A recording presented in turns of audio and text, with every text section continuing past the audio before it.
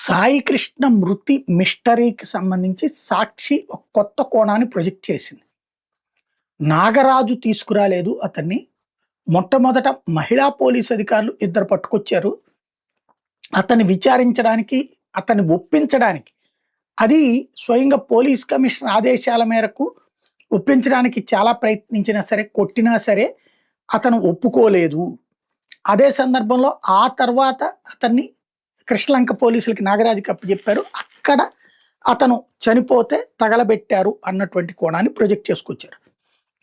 ఇక్కడ పాయింట్ ఏంటంటే అసలు ఏ కేసులో అతన్ని అరెస్ట్ చేశారు, ఎందుకు విచారించారు, ఎందుకు వాళ్ళ అమ్మని పిలిపించారు, ఎందుకు వాళ్ళ అమ్మ దగ్గర సెల్ ఫోన్ తీసుకున్నారు, ఎందుకు ఆ ఫోన్ నుంచి మాట్లాడారు, ఇది తేలాల్సిన అంశాలు. ప్రస్తుతం రాజమండ్రి ఎస్పీ ఈ కేసులో విచారిస్తున్నారు. అయితే అన్నిటికంటే ప్రధానమైనటువంటి అంశం ఏంటంటే నాగరాజుకి సంబంధించి అసలు పోలీసులు లాకప్ డెత్ అంటారు, దాన్ని ఎన్కౌంటర్ అంటారు. ఎన్కౌంటర్లో అయితే తప్పించుకోవచ్చు, ఎందుకంటే వాడు పారిపోతున్నాడు అన్నటువంటి. కానీ లాకప్ డెత్ అయితే అదేనా ఎన్కౌంటర్గా ఫ్రేమ్ చేసి ఉండొచ్చు. వీళ్ళు అక్కడెక్కడో మరి అధికారులకి వీళ్ళకి మధ్యన సమన్వయ లోపం ఉన్నట్టుంది.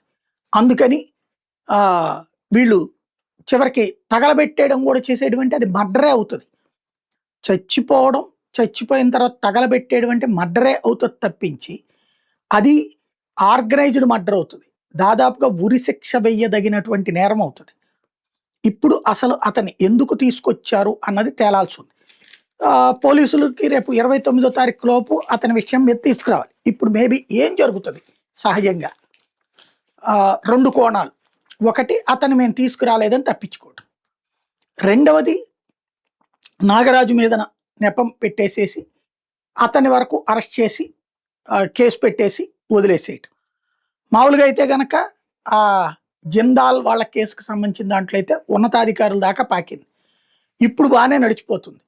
రేపు ప్రభుత్వం మారి పొరపాటున జగన్ ప్రభుత్వం వచ్చిందంటే, ఇప్పటిదాకా వైఎస్ఆర్ కాంగ్రెస్ పార్టీ వాళ్ళని టార్గెట్ చేస్తున్నది విజయవాడ కమిషనర్ వీళ్ళ కోపం ఉంది కదా, వీళ్ళు రేపు పొద్దున మొన్న అప్పుడు ఆంజనేయులు గారిని వీళ్ళని అరెస్ట్ చేశారు కదా, వీళ్ళని రేపు పొద్దున అదే చేసేటటువంటి అవకాశం ఉంటుంది. ఏం జరుగుద్దో చూడాలి.